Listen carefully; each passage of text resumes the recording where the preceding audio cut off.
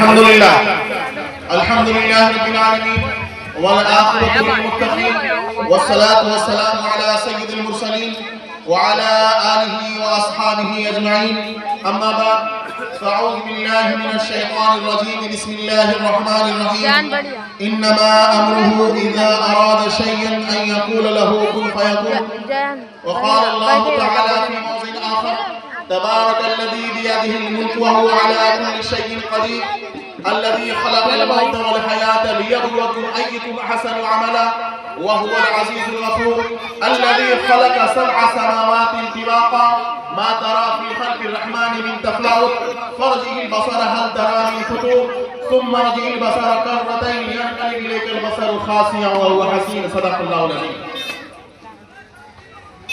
حضرات سامعین کرام، ٹی پارٹی کے تعلق سے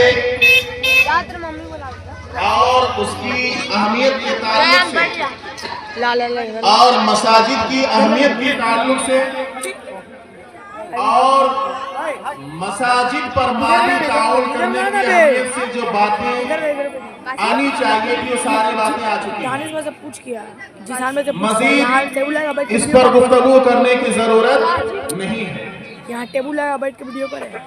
یہ ٹی پارٹی ایک بہانہ ہے. ٹی پارٹی کیا ہے؟ ایک بہانہ ہے. در حقیقت اللہ تبارک و تعالی مغفرت کرنا چاہتا ہے. ٹی پارٹی کیا ہے؟ یہ تو ایک بہانہ ہے. در حقیقت اللہ تعالی اپنے بندوں کی مغفرت کرنا چاہتا ہے. سورہ یاسین میں اللہ تعالی نے فرمایا انما امرہ اذا اراد شیئا ان یقول له کن فیکون، کہ جب اللہ تبارک و تعالی کسی چیز کا ارادہ کرتا ہے تو اللہ تعالیٰ صرف کہتا ہے کن، اے چیز ہو جا، فیکون، وہ چیز وجود میں آ جاتی ہے. پھر اللہ نے آگے فرمایا افلا ينظرون الى الابل كيف خلقت والى السماء كيف رفعت والى الجبال كيف نصبت والى الارض كيف سطحت. یہ خاص طور سے اہل عرب کو اللہ تعالیٰ نے متنبع کیا ہے کہ اہل عرب جس جانور پر تم سواری کرتے ہو، سفر کرتے ہو، جس کے ذریعے تجارت کرتے ہو، کیا تم نے ان جانوروں پر کبھی غور کیا ہے؟ افلا ينظرون الى الابل كيف خلقت، کہ اس جانور میں کتنی خوبیاں ہیں، اس جانور میں کتنے کمالات ہیں. کیا تم نے کبھی جانور پر غور کیا ہے کہ اس کو کس نے پیدا کیا، کس نے اس کی تخلیق فرمائی؟ وَإِلَى الْجِبَالِ كَيْفَ نُصِبَتْ، کیا تم نے پہاڑوں پر جب اس جانور کے ذریعے ملک شام، ملک یمن کا سفر کرتے ہو، تمہیں پہاڑ نظر آتا ہے، کیا تم نے ان پہاڑوں پر کبھی غور کیا ہے؟ یہ غور کرنے کا مقام ہے. وَإِلَى الْأَرْضِ كَيْفَ سُطِحَتْ، زمین پر تم کبھی، جس زمین پر تم چل رہے ہو، بود و باش اختیار کر رکھے ہو، جس زمین پر چل کر کے تم اپنے معاش تلاش کر رہے ہو، تم نے کبھی اس زمین پر غور کیے ہو؟ یہ آسمان جو ہمارے سروں کے اوپر ہے، ہم نے کبھی کیا اس آسمان پر غور کیا ہے؟ اللہ نے فرمایا کہ تبارک الذی بیدہ الملک وہو علی کل شیء قدیر، کہ بڑی بابرکت وہ ذات جس کے قبضے میں ساری دنیا کی بادشاہت ہے. اس سے پہلے اللہ نے فرمایا کہ تم ان پہاڑوں پر کبھی غور کیے ہو، اس زمین پر کبھی غور کیے ہو، اس سمندر پر کبھی غور کیے ہو، جس جانور پر تم سواری کر رہے ہو کبھی غور کیے ہو کہ ان چیزوں کو بنانے والا کوئی ہے؟ اب آئیے آگے. اللہ تبارک و تعالیٰ نے یہ ٹی پارٹی در حقیقت مغفرت کرنے کا ذریعہ بنایا. اپنے بندوں کا پیسہ اللہ تعالیٰ اپنے راستے میں خرچ کرانا چاہتا ہے. یہ ہمارے اوپر کوئی بار اور بوجھ نہیں ہے، بلکہ اللہ تبارک و تعالیٰ کا بہت بڑا احسان ہے. اگر پروردگار عالم چاہتا تو جس طرح پہاڑ سے کہا کن فیکون، ہے پہاڑ پیدا ہو جا، وہ پہاڑ وجود میں آ گیا. اللہ نے آسمان سے کہا کہ وجود میں آ جا، وہ آسمان وجود میں آ گیا. جن چیزوں کو اللہ تبارک و تعالیٰ نے کہا کن وہ ساری چیزیں وجود میں آ جاتی ہیں۔ اگر اللہ تبارک و تعالیٰ چاہتا تو یہ بھی کہہ دیتا کہ دنیا میں مساجدیں قائم ہو جا، تو کیا مساجدیں قائم نہیں ہوتی؟ جو ذات، جو رب بڑے بڑے پہاڑ کو پیدا کر سکتا ہے، سمندروں کو پیدا کر سکتا ہے، جانوروں کو پیدا کر سکتا ہے، جس رب نے فرمایا کہ هو الذی خلق سبع سماوات طباقا، کہ انسان دیکھو تمہارے آسمان، تمہارے سروں کے اوپر جو آسمان ہے میں نے اس کو اپنے کن سے پیدا کیا ہے۔ میں نے ان سے کہا کہ یہ آسمان پیدا ہو جا، وہ آسمان پیدا ہو گیا۔ میں نے کسی انسان سے یہ نہیں کہا کہ میرے بندو آؤ اور تم لوگ میرے راستے میں خرچ کرو، آؤ میرا سپورٹ کرو، میری مدد کرو۔ اللہ نے زمین کو بچھایا، کسی سے یہ نہیں کہا کہ تم اس کا اپنا مال لگاؤ تاکہ میں زمین کو بچھا سکوں۔ اللہ نے پرندوں کو، درندوں کو، جانوروں کو پیدا کیا، کسی سے یہ نہیں کہا کہ میرے بندو آؤ اور ان چیز کے پیدا کرنے میں میری مدد کرو۔ اگر اللہ چاہتے، آسمان کو کبھی دیکھے ہیں، کبھی اس پر غور کیے ہیں؟ اللہ خود فرماتا ہے وَالَّذِي خَلَقَ سَبْعَ سَمَاوَاتٍ طِبَاقًا مَا تَرَى فِي خَلْقِ الرَّحْمَنِ مِن تَفَاوُتٍ۔ اے انسان، تم اپنے آسمان کو دیکھ رہے ہو، تمہارے سر کے اوپر جو آسمان ہے تم بھی دیکھ رہے ہو، تمہارے باپ داداؤں نے، تمہارے پرکھوں نے، تمہارے آباء و اجداد نے، ہزاروں نسلیں گزر گئی ہیں، انسانیت نہ جانے کتنی زمین کے اندر چلی گئی ہے، لیکن اللہ تبارک و تعالیٰ کہتا ہے کہ میں نے جیسا آسمان پیدا کیا تھا اس آسمان میں ذرا بھی فرق نہیں ہے۔ اگر اللہ چاہتا تو مسجد ہی بنوا سکتا تھا، لیکن اگر اللہ تبارک و تعالیٰ مسجد ہی بنا دیتے تو گناہگار انسان یا وہ انسان جس کو اللہ نے مال و دولت سے نوازا ہے، انہیں اللہ کو راضی کرنے کے لیے مال خرچ کرنے کی جگہ نہ ملتی، انسان مال لے کر کے در در کی ٹھوکر کھاتا، پاگل ہو جاتا، لیکن نیک کام کرنے کا موقع اسے نہ ملتا۔ یہ اللہ نے نعمت کی شکل میں دیا ہے، اللہ نے مساجدوں کو بنانے کا حکم دیا ہے۔ اللہ نے کیا فرمایا؟ وَالَّذِي خَلَقَ سَبْعَ سَمَاوَاتٍ طِبَاقًا مَا تَرَى فِي خَلْقِ الرَّحْمَنِ مِن تَفَاوُتٍ فَارْجِعِ الْبَصَرَ هَلْ تَرَى مِن فُطُورٍ ثُمَّ ارْجِعِ الْبَصَرَ كَرَّتَيْنِ يَنقَلِبْ۔ اللہ نے کہا دیکھو آسمان کی طرف، دیکھو میرے تخلیق کی طرف۔ انسان اگر نقص نکالنے کی نیت سے آسمان کی طرف دیکھے گا اور اس کے بعد پھر وہاں سے نظر ہٹا لے گا، اسے شاید یہ وسوسہ ہونے لگا کہ میں صحیح سے نہیں دیکھ پایا، مجھے دوبارہ دیکھنے کی ضرورت ہے، مجھے دوبارہ دیکھنا چاہیے۔ اللہ تعالیٰ فرماتا ہے تم دوبارہ نہیں بلکہ بار بار دیکھو، ہزار بار دیکھو، پوری زندگی دیکھو، اے انسان میرے تخلیق میں ذرا بھی فرق نہیں آیا، میرے پیدائش میں، میرے تخلیق میں ذرا بھی فرق اور اس میں کمی نہیں نکال سکتے۔ یہ دنیا کو رنگ و بو میں کس نے سجایا؟ یہ آسمان پر چمچماتے ہوئے ستارے کس نے پیدا کیا؟ یہ چاند اور سورج کس نے پیدا کیے؟ یہ سمندروں میں بہتا ہوا پانی کس نے پیدا کیا؟ یہ درندے، یہ چرندے، یہ پرندے، ساری چیزوں کو، سارے مخلوقات کو کس نے پیدا کیا؟ اللہ تعالیٰ ہر چیز پر قادر ہے۔ اگر اللہ چاہتا تو یہ کہہ دیتا کن فیکون، اے مسجد وجود میں آ جا، اور مسجد بھی خود بخود وجود میں آ جا۔ لیکن پروردگار عالم نے کیا کیا ہے؟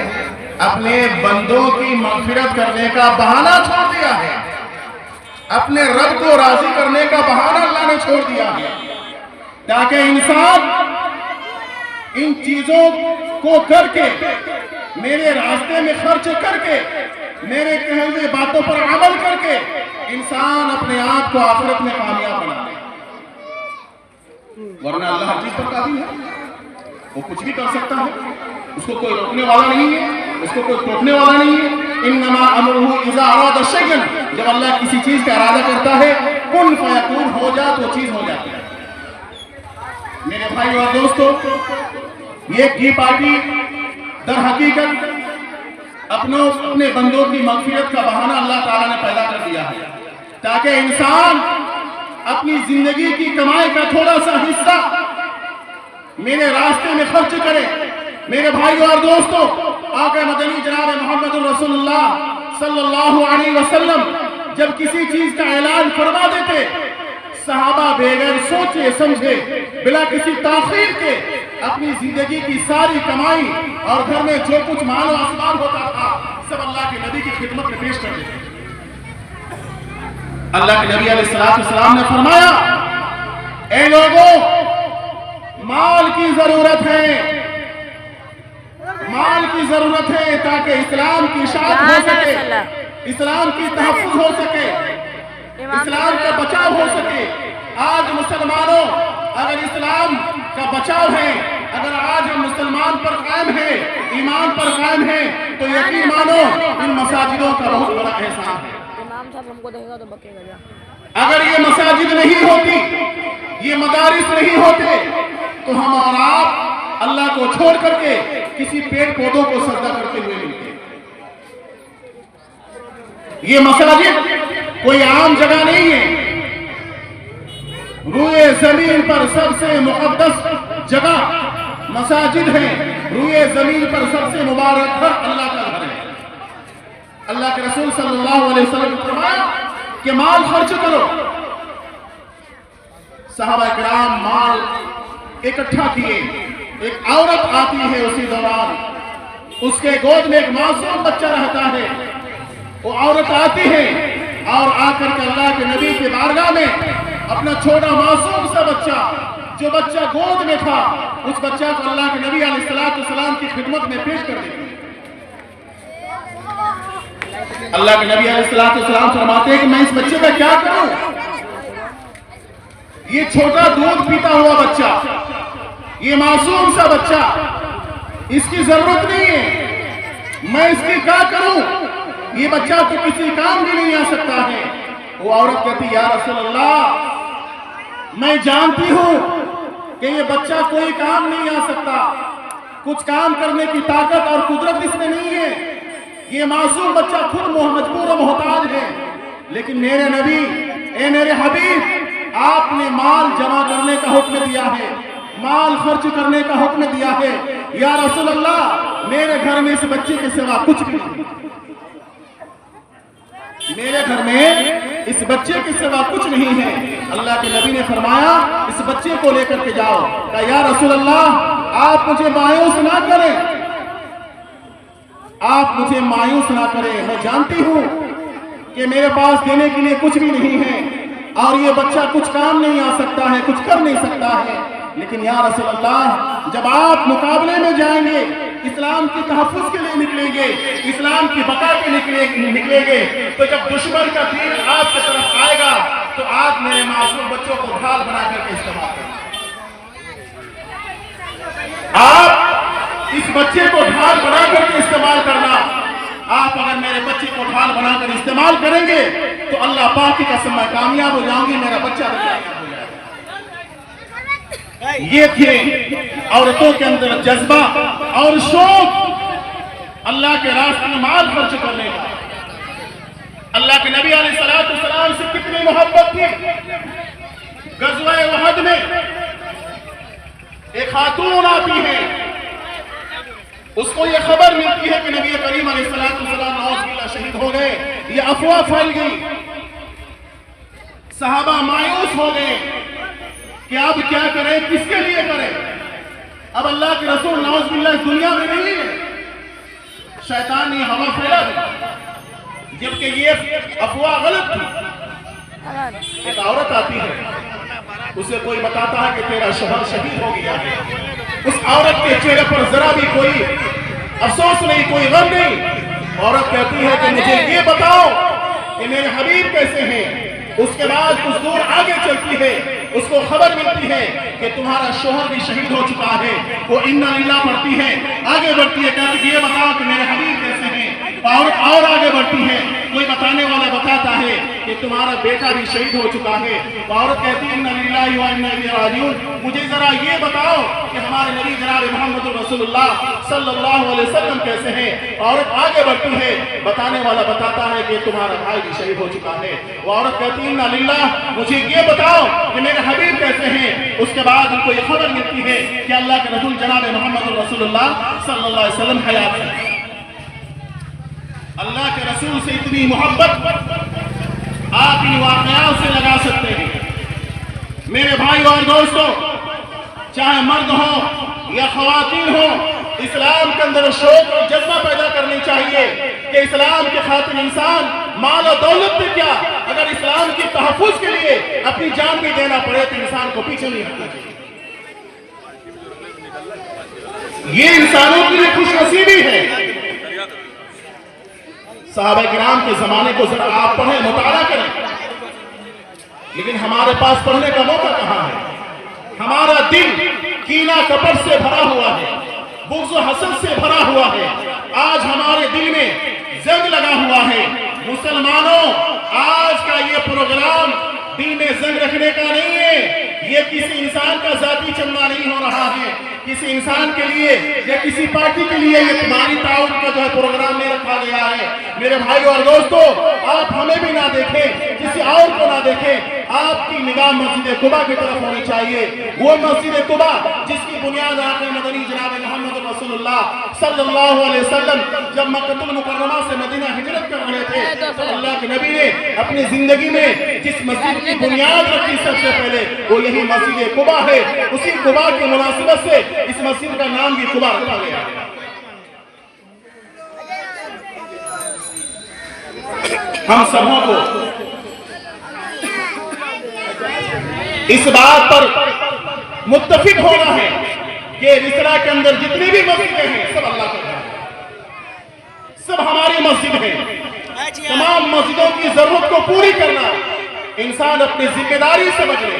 مسلمانوں، اس وقت فرقہ بازی میں بٹنے کی ضرورت نہیں ہے، آپس کے اختلاف کے شکار ہونے کی ضرورت نہیں ہے، بلکہ اللہ تبارک و تعالیٰ کی گھروں کی حفاظت کرنی ہے، ورنہ حالات ہمارے اور آپ کے سامنے ہیں۔